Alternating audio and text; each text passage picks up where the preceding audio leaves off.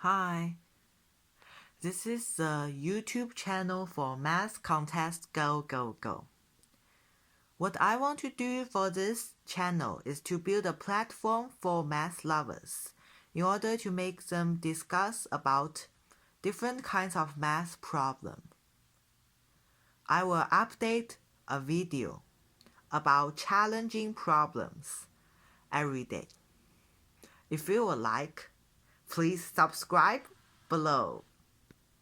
Now, let's begin. Hi, today let's talk about another problem, which is another Canadian computer challenge problem called spirals.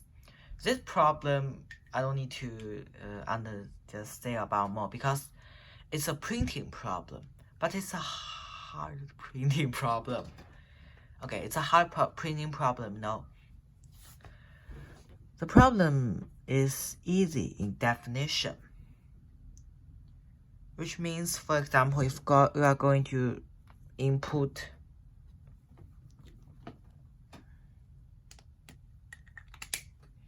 this problem is easy in definition.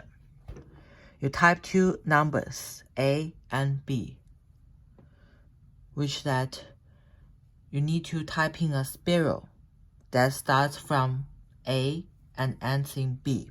Like for example, if you are going to type 5 and 12, the result will be 5, 6, 7, 8, 9, 10, 11, and 12. So you are going to print this out.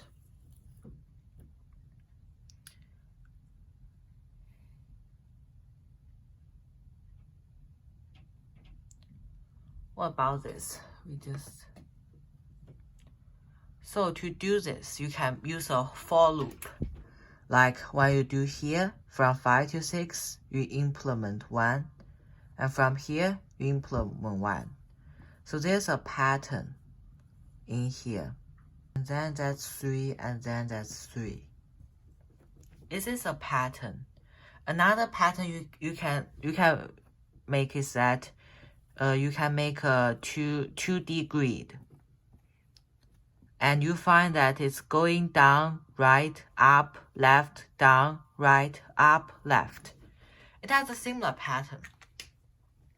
So let's just see how in detail to solve this problem. But there's another problem you need to know, that you need to find a way to give enough spaces. Like when you type this out, 12, 13, 14, 15, 16, 17, 18, 19. You need to remember that there's space here. So you also need to type out spaces. Let's just see the code.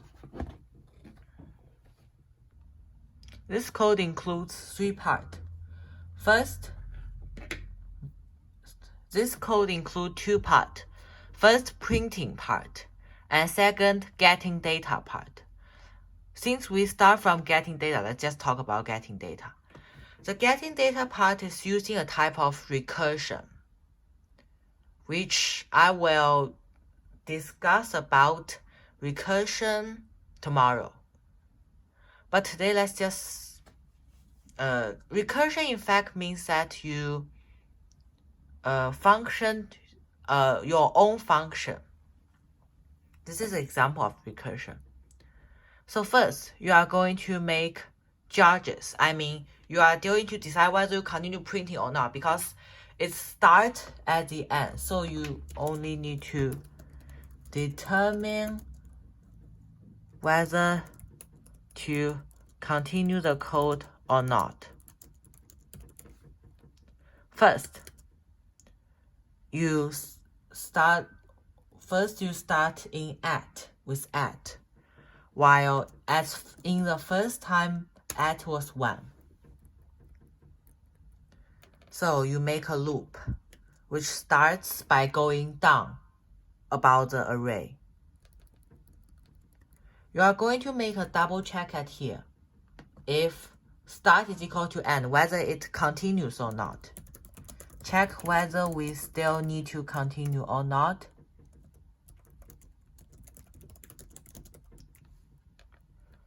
If we check that we need to start, then we just increase the starting point, which means that the starting point needs to go down 1.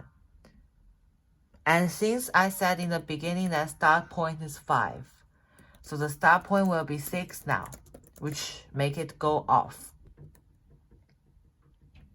And the start, it increases. The number of start, the value, it increase 1. So that this will be the next one you print. A start point, end point is equals to start, and stages is equal to 1. This means that to give values to the array. If the start is more than the end or equal to the end, then you do break. Then you just leave the for loop. This is similar to similarly, the second part is this, and another thing we do here is we write a stage, which we just try to memorize the stage, like if stages 1 it goes down, if stages 2 it goes right, if stages 3 it goes up, and stage 4 it goes left. Stage 2 represent right.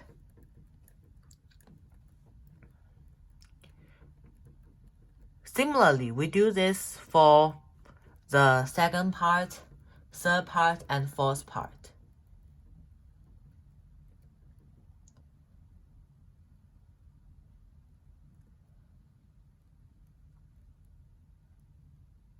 If start is still less than end, then we are going to function ourselves. This is the most important part, because if you don't do this thing, then the result will going to be like you just loop for 1 time.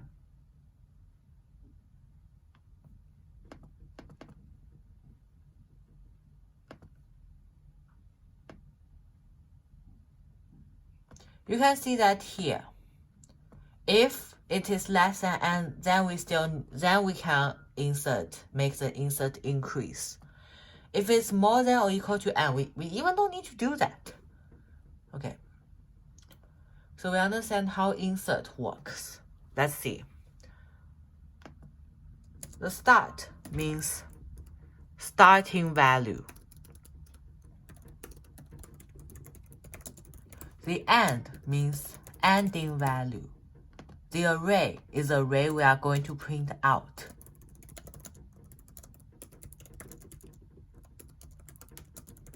Starting point is a point we start, which is used to make the point move.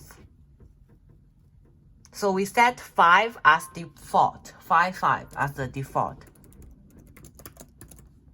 Stage, as I stated before, is like determine which direction it moves. For Genie, we don't use that.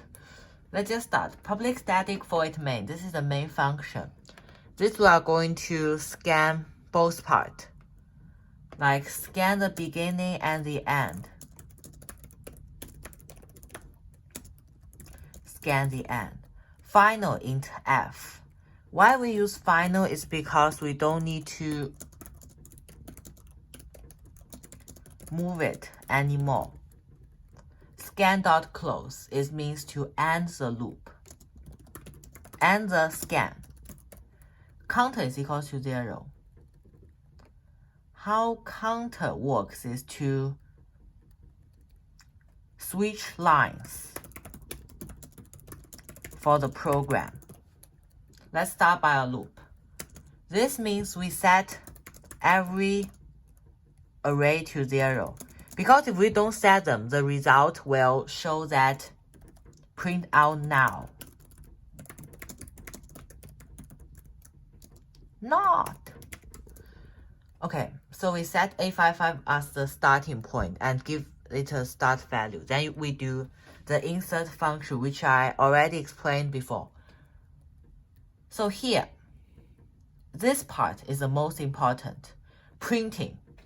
You know, insert, if you spend 20 minutes, you are able to solve it very clearly. But for the printing part, you might, I remember I stuck on 2 hours. 2 hours. Yes, for 2 hours. You know, CCC contest is only 3 hours and I stuck 2 hours on this problem. Never mind. So, we check if that is a part that we need to discuss about now, which we will still need to use the whiteboard. We can make an example. We can give out a certain range for it. Let's assume it's 1, 2, 3, 4, 5. Which start is 1 and end is 5. And squared 6 is about to 2. So which means that the left 2 and the right 2 are we called the safety directions. Which this part, they print out an extra space.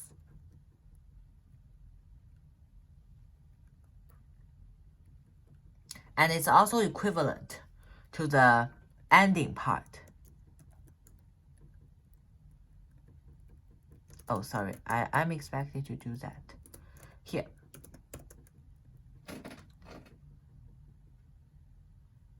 So if there is a space, and the space is within this part, I mean the inside array, then it will print out a space, which means that, which fits what the problem wants.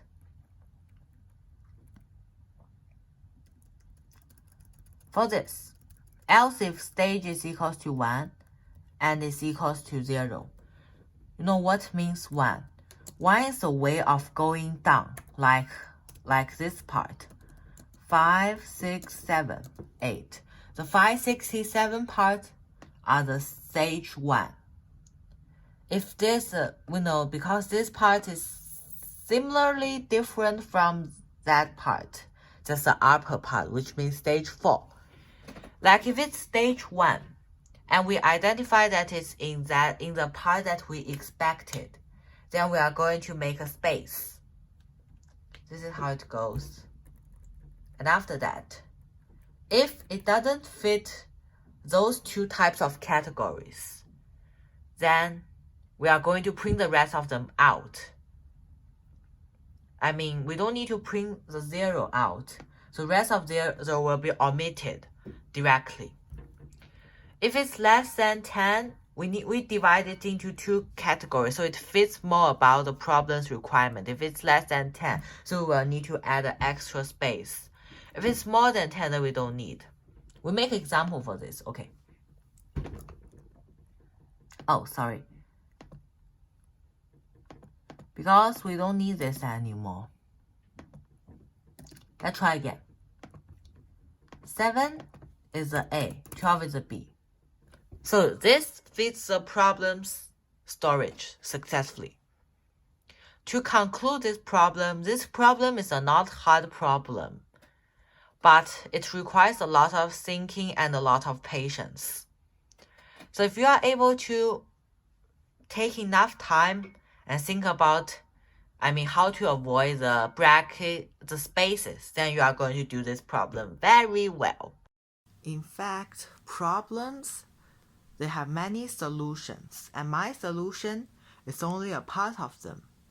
If you have more challenging solutions, please comment below. And don't forget, I will also post my problems there. See you tomorrow!